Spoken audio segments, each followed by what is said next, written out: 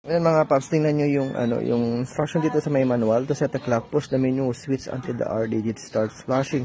Pero very, very, tawag yan,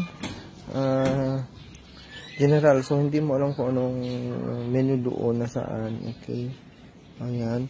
Pero pag titingnan natin dito sa may, dito, this is Aerox version 2. Ayan. Yung menu na sinasabi, ito guys. Ayan.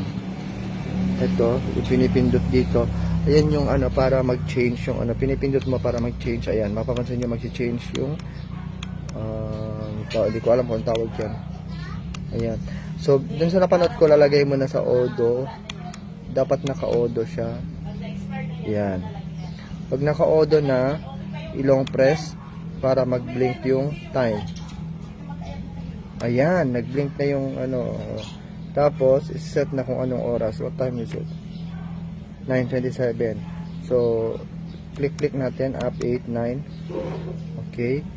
Ilong press ulit natin. Punta sa minutes. Yan. Punta siya sa minutes. 27. Ayan. So, dapat ilong press yun para mag-move yung And then, so, ayan. Okay na. Long press ulit para bumalik na sa dati. Ayan. O, diba? Bumalik na. Ayan. Okay.